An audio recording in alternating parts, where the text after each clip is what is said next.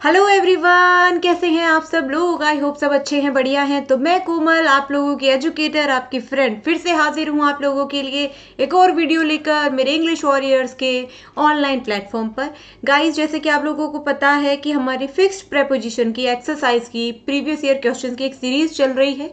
उस सीरीज में जैसे कि आपको स्क्रीन पे दिख रहा होगा, ऑलरेडी मैं आपको 32 क्वेश्चन करवा चुकी हूँ।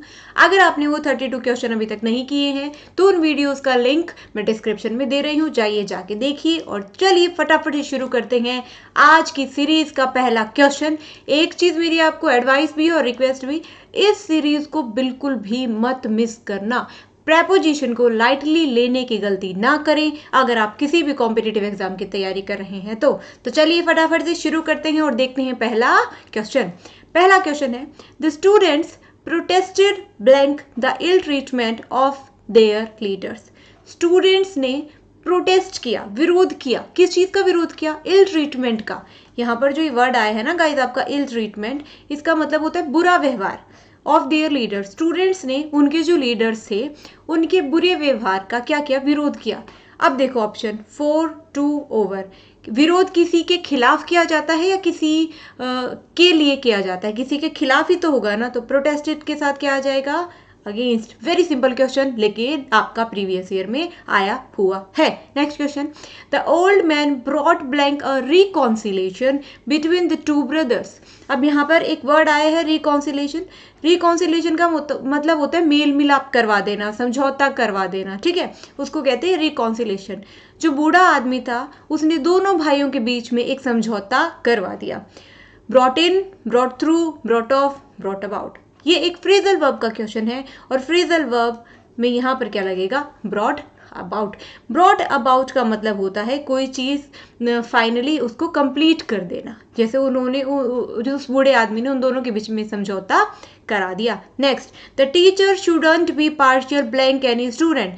टीचर को किसी भी स्टूडेंट के साथ पार्शियल, भेदभाव नहीं करना चाहिए। ऑप्शन है 4 2 with against.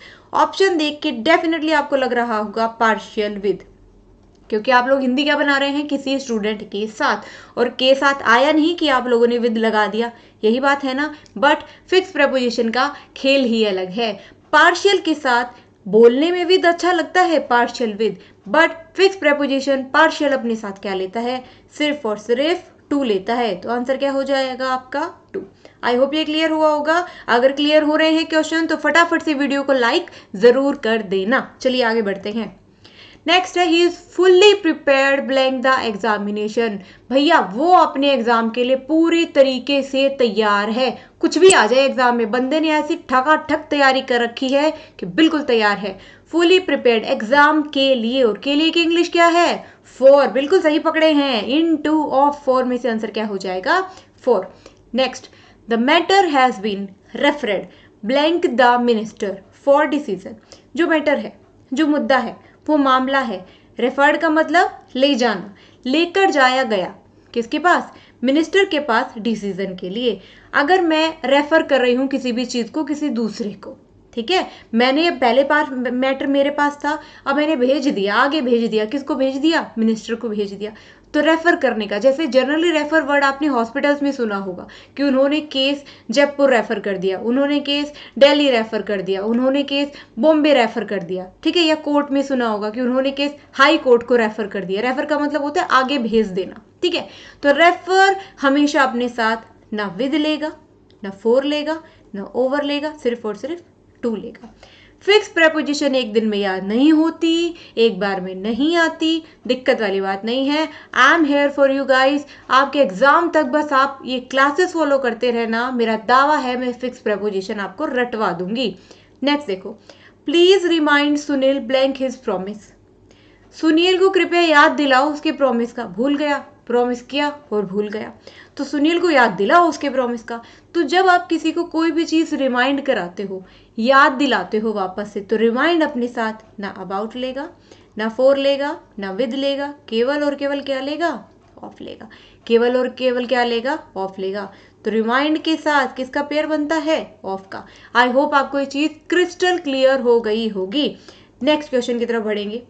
One must stand blank one's relative in times of difficulty। सबसे पहले मैं बताऊं, जो इन टाइम्स होता है ना, इसकी हिंदी होती है के समय में। जैसे मैं लिखती इन टाइम्स ऑफ हैप्पीनेस, मतलब खुशी के समय में। इन टाइम्स ऑफ डिफिकल्टी, परेशानी के समय में। ठीक है, तो हर एक व्यक्ति को अपने रिलेटिव्स के साथ खड़ा रहना चाहिए परेशानी के समय में। ऑप्शन है बाई, विद, ओवर और अगेंस्ट। अब देखो, अपने रिलेटिव्स के साथ आया, फिर तुम्हारी बुद्धि कहाँ दौड़ी?